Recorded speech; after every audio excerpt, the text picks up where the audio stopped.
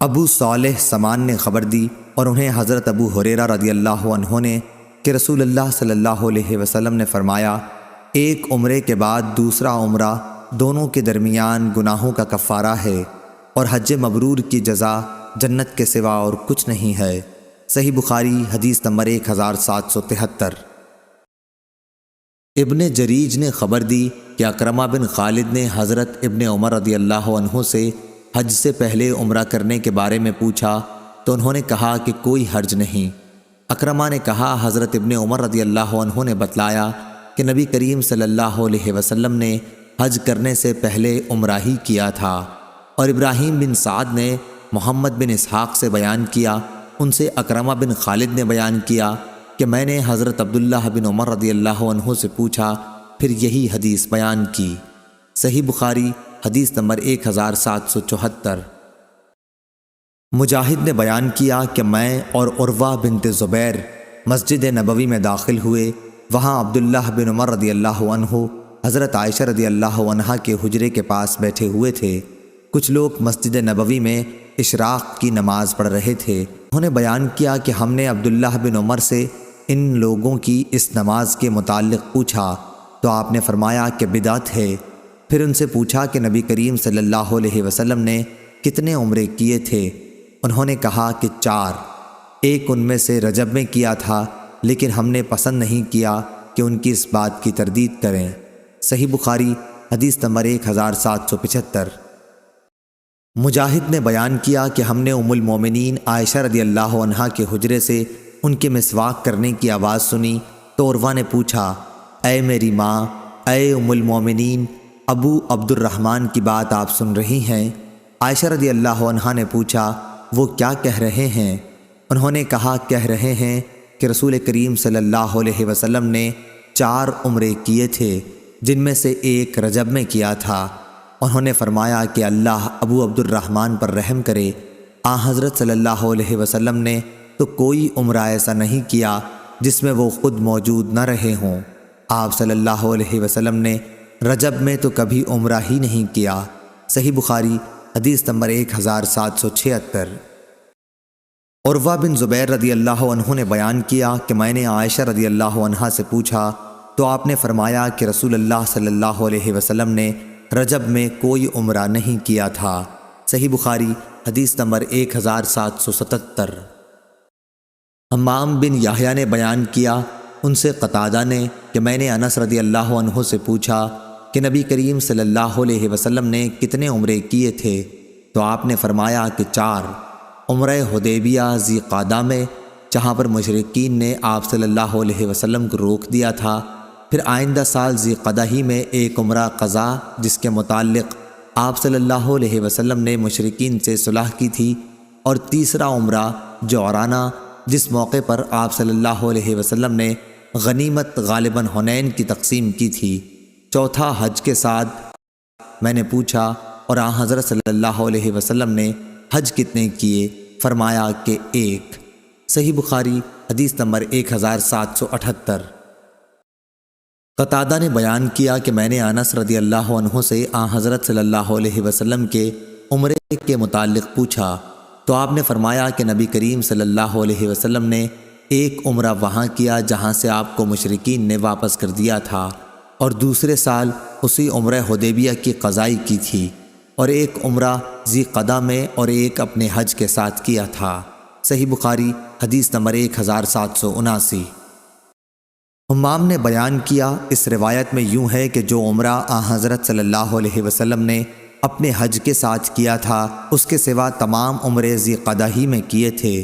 حدیبیہ کا عمرہ اور دوسرے سال اس کی قضا کا عمرہ کیا تھا، کیونکہ آپ نے قرآن کیا تھا اور حجۃ الوداع سے متعلق ہے، اور جعرانہ کا عمرہ جب آپ صلی اللہ علیہ وسلم نے جنگ حنین کی غنیمت تقسیم کی تھی، پھر ایک عمرہ اپنے حج کے ساتھ کیا تھا۔ صحیح بخاری حدیث نمبر 1780۔ ابو اسحاق نے بیان کیا کہ میں نے مسروق، عطا اور مجاہد رحمہم اللہ تعالی سے پوچھا تو ان سب حضرات نے بیان کیا کہ رسول اللہ صلی اللہ علیہ وسلم نے حج سے پہلے ذی قعدہ ہی میں عمرے کیے تھے، اور انہوں نے بیان کیا کہ میں نے براء بن عازب رضی اللہ عنہ سے سنا انہوں نے فرمایا کہ نبی کریم صلی اللہ علیہ وسلم نے ماہ ذی قعد میں حج سے پہلے 2 عمرے کیے تھے۔ صحیح بخاری حدیث نمبر 1781۔ عطا بن ابی رباح نے بیان کیا کہ میں نے عبداللہ بن عباس رضی اللہ عنہ سے سنا، انہوں نے ہمیں خبر دی کہ رسول اللہ صلی اللہ علیہ وسلم نے ایک انصاری خاتون ام سنان رضی اللہ عنہا سے ابن عباس رضی اللہ عنہ نے ان کا نام بتایا تھا لیکن مجھے یاد نہ رہا، پوچھا کہ تو ہمارے ساتھ حج کیوں نہیں کرتی؟ وہ کہنے لگی کہ ہمارے پاس ایک اونٹ تھا جس پر ابو فلاں یعنی اس کا خاوند اور اس کا بیٹا سوار ہو کر حج کے لیے چل دیے، اور ایک اونٹ انہوں نے چھوڑا ہے جس سے پانی لایا جاتا ہے۔ آپ صلی اللہ علیہ وسلم نے فرمایا کہ اچھا، جب رمضان آئے تو عمرہ کر لینا، کیونکہ رمضان کا عمرہ ایک حج کے برابر ہوتا ہے، یا اسی جیسی کوئی بات آپ صلی اللہ علیہ وسلم نے فرمائی۔ صحیح بخاری حدیث نمبر 1782۔ ہشام نے بیان کیا، ان سے ان کے والد عروہ نے اور ان سے حضرت عائشہ رضی اللہ عنہا نے بیان کیا کہ ہم رسول اللہ صلی اللہ علیہ وسلم کے ساتھ مدینے سے نکلے تو ذی الحج کا چاند نکلنے والا تھا۔ آپ صلی اللہ علیہ وسلم نے فرمایا کہ اگر کوئی حج کا احرام باندھنا چاہتا ہے تو وہ حج کا باندھ لے، اور اگر کوئی عمرے کا باندھنا چاہتا ہے تو وہ عمرے کا باندھ لے۔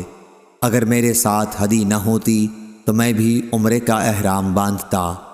حضرت عائشہ رضی اللہ عنہا نے بیان کیا کہ ہم میں بعض نے تو عمرے کا احرام باندھا اور بعض نے حج کا احرام باندھا۔ میں بھی ان لوگوں میں تھی جنہوں نے عمرے کا احرام باندھا تھا، لیکن عرفہ کا دن آیا تو میں اس وقت حائضہ تھی، چنانچہ میں نے حضور صلی اللہ علیہ وسلم سے شکایت کی۔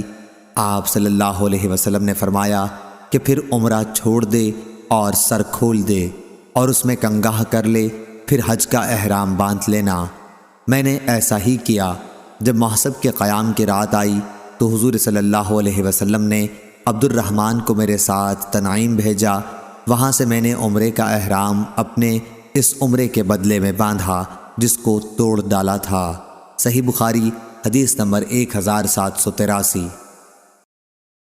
سفیان بن عینہ نے بیان کیا، ان سے عمرو بن دینار نے، انہوں نے عمرو بن عوس سے سنا، ان کو عبد الرحمن بن ابی بکر رضی اللہ عنہ نے خبر دی کہ رسول اللہ صلی اللہ علیہ وسلم نے انہیں حکم دیا تھا کہ عائشہ رضی اللہ عنہا کو اپنے ساتھ سواری پر لے جائیں اور تنعیم سے انہیں عمرہ کرا لائیں۔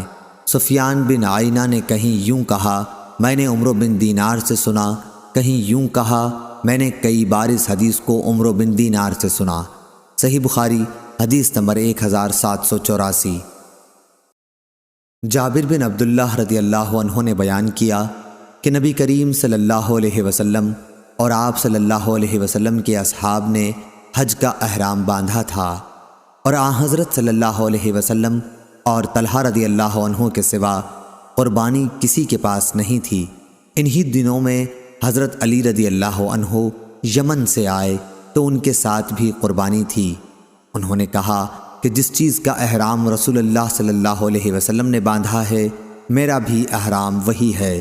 آن حضرت صلی اللہ علیہ وسلم نے اپنے اصحاب رضی اللہ عنہم کو مکے میں پہنچ کر اس کی اجازت دے دی تھی کہ اپنے حج کو عمرے میں تبدیل کر دیں اور بیت اللہ کا طواف اور صفا مروہ کی سعی کر کے بال ترشوا لیں اور احرام کھول دیں، لیکن وہ لوگ ایسا نہ کریں جن کے ساتھ قربانی ہو۔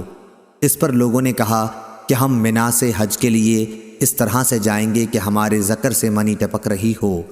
یہ بات رسول اللہ تک پہنچی تو آپ صلی اللہ علیہ وسلم نے فرمایا، جو بات اب ہوئی اگر پہلے سے معلوم ہوتی تو میں اپنے ساتھ ہدی نہ لاتا، اور اگر میرے ساتھ ہدی نہ ہوتی تو افعال عمرہ ادا کرنے کے بعد میں بھی احرام کھول دیتا۔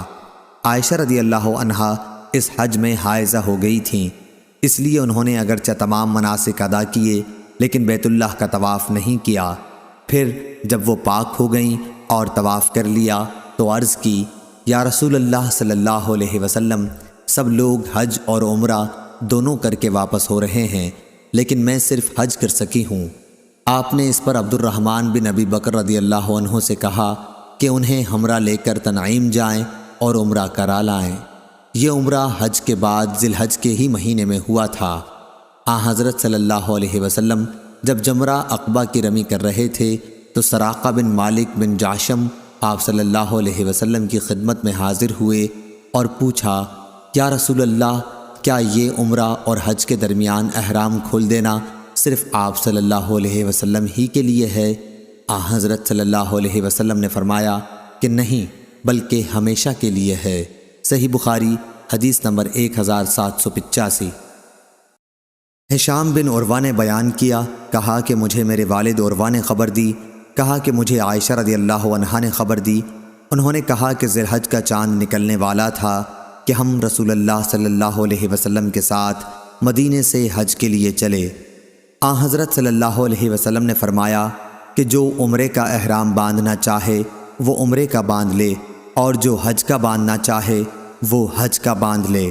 اگر میں اپنے ساتھ قربانی نہ لاتا تو میں بھی عمرے کا ہی احرام باندھتا۔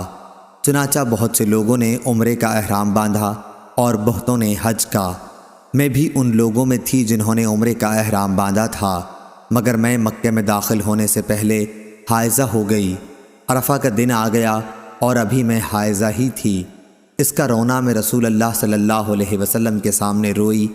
آپ صلی اللہ علیہ وسلم نے فرمایا کہ عمرہ چھوڑ دے اور سر کھول لے اور کنگاہ کر لے، پھر حج کا احرام باندھ لینا۔ چنانچہ میں نے ایسا ہی کیا۔ اس کے بعد جب محسب کی رات آئی تو حضرت صلی اللہ علیہ وسلم نے میرے ساتھ عبد الرحمن کو تنعیم بھیجا۔ وہ مجھے اپنی سواری پر پیچھے بٹھا کر لے گئے۔ وہاں سے عائشہ رضی اللہ عنہا نے اپنے چھوڑے ہوئے عمرے کے بجائے دوسرے عمرے کا احرام باندھا۔ اس طرح اللہ تعالیٰ نے ان کا بھی حج اور عمرہ دونوں ہی پورے کر دیے۔ نہ تو اس کے لیے انہیں قربانی لانی پڑی، نہ صدقہ دینا پڑا، اور نہ روزہ رکھنا پڑا۔ صحیح بخاری حدیث نمبر 1786۔ ابن عون نے بیان کیا، ان سے قاسم بن محمد نے، اور دوسری روایت میں ابن عون ابراہیم سے روایت کرتے ہیں اور وہ اسود سے۔ انہوں نے بیان کیا کہ حضرت عائشہ رضی اللہ عنہا نے کہا، یا رسول اللہ صلی اللہ علیہ وسلم، لوگ تو 2 نسک حج اور عمرہ کر کے واپس ہو رہے ہیں، اور میں نے صرف 1 نسک حج کیا ہے۔ اس پر ان سے کہا گیا کہ پھر انتظار کریں، اور جب پاک ہو جائیں تو تنعیم جا کر وہاں سے عمرے کا احرام باندھیں، پھر ہم سے فلاں جگہ آ ملیں، اور یہ کہ اس عمرے کا ثواب تمہارے خرچ اور محنت کے مطابق ملے گا۔ صحیح بخاری حدیث نمبر 1787۔ افلاح بن حمید نے بیان کیا، ان سے قاسم بن محمد نے، اور ان سے حضرت عائشہ رضی اللہ عنہا نے بیان کیا کہ حج کے مہینوں اور آداب میں ہم حج کا احرام باندھ کر مدینے سے چلے اور مقام صرف میں پڑاؤ کیا۔ نبی کریم صلی اللہ علیہ وسلم نے اپنے اصحاب سے فرمایا کہ جس کے ساتھ قربانی نہ ہو اور وہ چاہے کہ اپنے حج کے احرام کو عمرے سے بدل دے تو وہ ایسا کر سکتا ہے، لیکن جس کے ساتھ قربانی ہے وہ ایسا نہیں کر سکتا۔ نبی کریم صلی اللہ علیہ وسلم اور آپ کے بعض مقدور والوں کے ساتھ قربانی تھی، اس لیے ان کا احرام صرف عمرے کا نہیں رہا۔ پھر نبی کریم صلی اللہ علیہ وسلم میرے یہاں تشریف لائے تو میں رو رہی تھی۔ آپ صلی اللہ علیہ وسلم نے دریافت فرمایا کہ رو کیوں رہی ہو؟ میں نے کہا، آپ صلی اللہ علیہ وسلم نے اپنے اصحاب سے جو کچھ فرمایا میں سن رہی تھی، اب تو میرا عمرہ ہو گیا۔ آپ صلی اللہ علیہ وسلم نے پوچھا، کیا بات ہوئی؟ میں نے کہا کہ میں نماز نہیں پڑھ سکتی حیض کی وجہ سے۔ حضرت صلی اللہ علیہ وسلم نے اس پر فرمایا کہ کوئی حرج نہیں، تو بھی آدم کی بیٹیوں میں سے ایک ہے، اور جو ان سب کے مقدر میں لکھا ہے وہی تمہارا بھی مقدر ہے۔ اب حج کا احرام باندھ لے، شاید اللہ تعالیٰ تمہیں عمرہ بھی نصیب کرے۔ عائشہ رضی اللہ عنہا نے بیان کیا کہ میں نے حج کا احرام باندھ لیا۔ پھر جب ہم حج سے فارغ ہو کر اور منا سے نکل کر محسب میں اترے تو حضرت صلی اللہ علیہ وسلم نے عبد الرحمن کو بلایا اور ان سے کہا کہ اپنی بہن کو حد حرم سے باہر لے جا، تنعیم، تاکہ وہ وہاں سے عمرے کا احرام باندھ لیں، پھر طواف و سعی کرو، ہم تمہارا انتظار یہیں کریں گے۔ ہم آدھی رات کو آپ کی خدمت میں پہنچے تو آپ صلی اللہ علیہ وسلم نے پوچھا، کیا فارغ ہو گئے؟ میں نے کہا ہاں۔ حضرت صلی اللہ علیہ وسلم نے اس کے بعد اپنے اصحاب میں کوچ کا اعلان کر دیا۔ بیت اللہ کا طواف ودا کرنے والے لوگ صبح کی نماز سے پہلے ہی روانہ ہو گئے اور مدینہ کی طرف چل دیے۔ صحیح بخاری حدیث نمبر 1788۔ صفوان بن یعلی بن امیہ نے بیان کیا، ان سے ان کے والد نے کہ نبی کریم صلی اللہ علیہ وسلم جعرانہ میں تھے تو آپ صلی اللہ علیہ وسلم کی خدمت میں ایک شخص حاضر ہوا، جبہ پہنے ہوئے اور اس پر خلوق یا زردی کا نشان تھا۔ اس نے پوچھا، مجھے اپنے عمرے میں آپ کس طرح کرنے کا حکم دیتے ہیں؟ اس پر اللہ تعالیٰ نے نبی کریم صلی اللہ علیہ وسلم پر وحی نازل کی اور آپ صلی اللہ علیہ وسلم پر کپڑا ڈال دیا گیا۔ میری بڑی آرزو تھی کہ جب حضور صلی اللہ علیہ وسلم پر وحی نازل ہو رہی ہو تو میں آپ صلی اللہ علیہ وسلم کو دیکھوں۔ عمر رضی اللہ عنہ نے فرمایا، یہاں آؤ۔ نبی کریم صلی اللہ علیہ وسلم پر جب وحی نازل ہو رہی ہو اس وقت تم حضور صلی اللہ علیہ وسلم کو دیکھنے کے آرزو مند ہو؟ میں نے کہا ہاں۔ انہوں نے کپڑے کا کنارہ اٹھایا اور میں نے اس میں سے آپ صلی اللہ علیہ وسلم کو دیکھا۔ آپ زور زور سے خراٹے لے رہے تھے۔ میرا خیال ہے کہ انہوں نے بیان کیا جیسے اونٹ کے سانس کی آواز ہوتی ہے۔ پھر جب وحی اترنی بند ہوئی تو آپ صلی اللہ علیہ وسلم نے فرمایا کہ پوچھنے والا کہاں ہے جو عمرے کا حال پوچھتا تھا؟ اپنا جبہ اتار دے، خلوق کے اثر کو دھو ڈال اور زعفران کی زردی صاف کر لے، اور جس طرح حج میں کرتے ہو اسی طرح اس میں بھی کرو۔ صحیح بخاری حدیث نمبر 1789۔ امام مالک نے خبر دی، انہیں ہشام بن عروہ نے، انہیں ان کے والد عروہ بن زبیر نے، کہ میں نے نبی کریم صلی اللہ علیہ وسلم کی زوجہ مطہرہ عائشہ صدیقہ رضی اللہ عنہا سے پوچھا، جبکہ ابھی میں نوعمر تھا، کہ اللہ تعالیٰ کا ارشاد ہے صفا اور مروہ دونوں اللہ تعالیٰ کی نشانیاں ہیں، اس لیے جو شخص بیت اللہ کا حج یا عمرہ کرے اس کے لیے ان کی سعی کرنے میں کوئی گناہ نہیں۔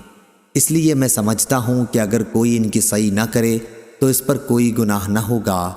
یہ سن کر حضرت عائشہ صدیقہ رضی اللہ عنہا نے فرمایا کہ ہرگز نہیں، اگر مطلب یہ ہوتا جیسا کہ تم بتا رہے ہو پھر تو ان کی سعی نہ کرنے میں واقعی کوئی حرج نہیں تھا، لیکن یہ آیت تو انصار کے بارے میں نازل ہوئی ہے جو منات بت کے نام کا احرام باندھتے تھے جو قدید کے مقابل میں رکھا ہوا تھا۔ وہ صفا اور مروہ کی سعی کو اچھا نہیں سمجھتے تھے۔ جب اسلام آیا تو انہوں نے رسول اللہ صلی اللہ علیہ وسلم سے اس کے بارے میں پوچھا، اور اس پر اللہ تعالیٰ نے یہ آیت نازل فرمائی کہ صفا اور مروہ دونوں اللہ تعالیٰ کی نشانیاں ہیں، اس لیے جو شخص بیت اللہ کا حج یا عمرہ کرے اس کے لیے ان کی سعی کرنے میں کوئی گناہ نہیں۔ سفیان اور ابو معاویہ نے ہشام سے یہ زیادتی نکالی ہے کہ جو کوئی صفا مروہ کا پھیرا نہ کرے تو اللہ اس کا حج اور عمرہ پورا نہ کرے گا۔ صحیح بخاری حدیث نمبر 1790۔